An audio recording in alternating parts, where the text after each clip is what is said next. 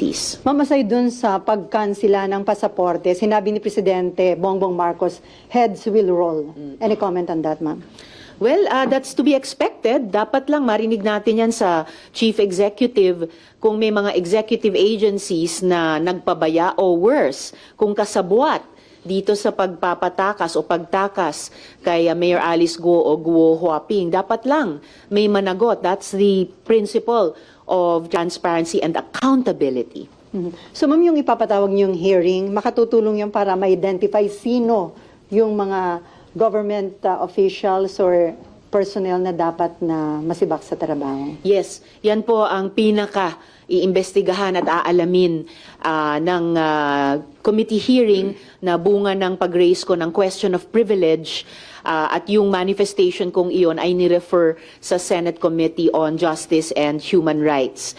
So nakasulat na ang chair nito na si Minority Leader Coco Pimentel sa Majority Leader na siya ay magbubuo ng isang subcommittee ng Committee on Justice na ako po yung i-assign niya na manguna dyan para imbestigahan lahat ng mga issue, lalong-lalo na yung tanong na iyan, paano at bakit at sino ang mga kasabwat o pabaya sa pagtakas ni Alice Guo.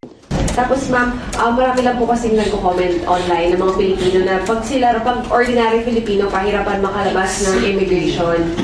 Any comment lang po? Yes! Talagang nakakaputok ng butchis mga Pilipino. Diba? Hirap na hirap pumila sa immigration counter. There was a time, may bangungot pa na hinahanapan ng diploma o yearbook. May iba tuloy, nagbihis na ng toga para lang humarap sa Bureau of Immigration. Tapos itong si Guo Huaping, subject nga ng Senate warrant of arrest, nasa ilbo nga. Ilbo ng Bureau of Immigration mismo na dadaan ng dapat mga counters. Akala mo ginagawang express lane ang Bureau of Immigration ng ating bansa. Masyado namang feeling, di ba? So kailangan mapatigil talaga natin yan.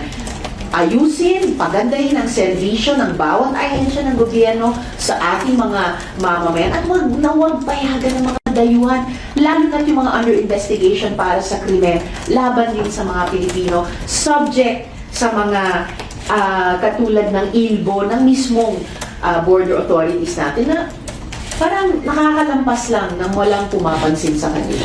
So ma'am, indication ba yun na mataas na official at hindi ordinary yung empleyado yung involved, considering na nakalabas siya na walang record kung chartered flight, kung barkong sinakyan?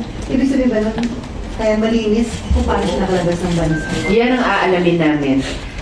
Dahil in the spirit of yung sinabi nga ni Presidente, ng Justice Secretary, na may mananagot at dapat lang.